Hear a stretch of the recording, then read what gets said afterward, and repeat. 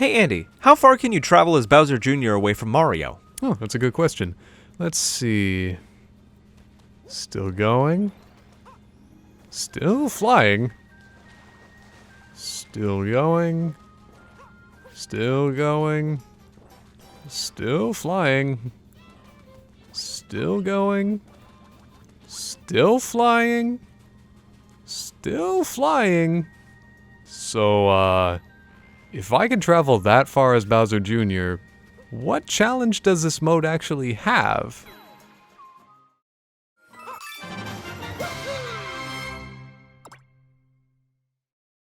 Super Mario 3D World was a great game when it first hit the Wii U in 2013. A damn near perfect Mario Brothers adventure that was fun for 1 to 4 players. When the trailer for the remaster showed up, there were a lot of questions about what could be added to make it worth the full price tag again. New characters, new levels, new power-ups? Well, Bowser's Fury is here to answer no questions, explain nothing, and still somehow cost $60.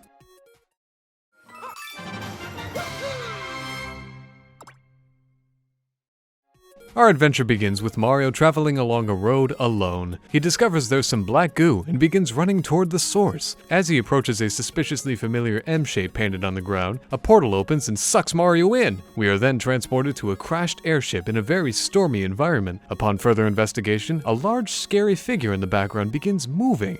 Big Bowser. The soundtrack kicks in and Bowser begins shooting spires and fireballs at Mario. Wow, what an insane thing to happen here. I can't wait to figure out what caused all of this and why Bowser is so ding-darn angry. Eventually, Mario comes to a stack of Bowser-faced blocks. The point is to get Bowser to shoot fire breath at the blocks to break them because there's a cat shine hiding underneath them. The cat shine will light the nearby lighthouse and cause Big Bowser to retreat. The storm will end and a large Mario level-esque area will rise from the water. You'll notice a frantic Bowser Jr. Talk to him to learn the story for this mode, which is Bowser big and angy. Mario agrees to help him, and so begins this new Mario adventure, now featuring Bowser Jr.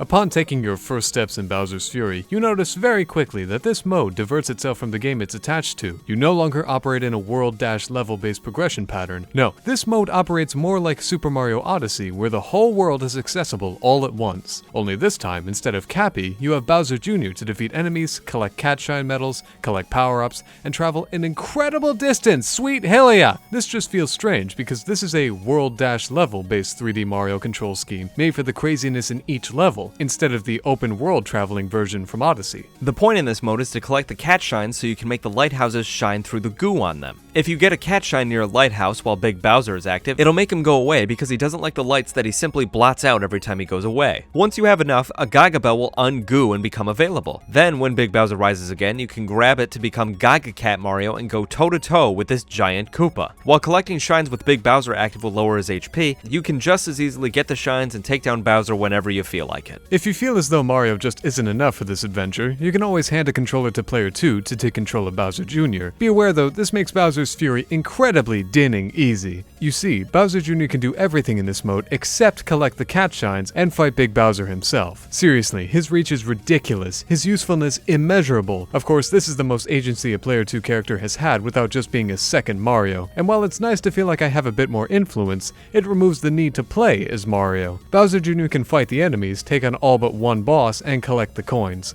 Mario just needs to jump every so often so he can collect the cat shines. Such a strange set of design choices.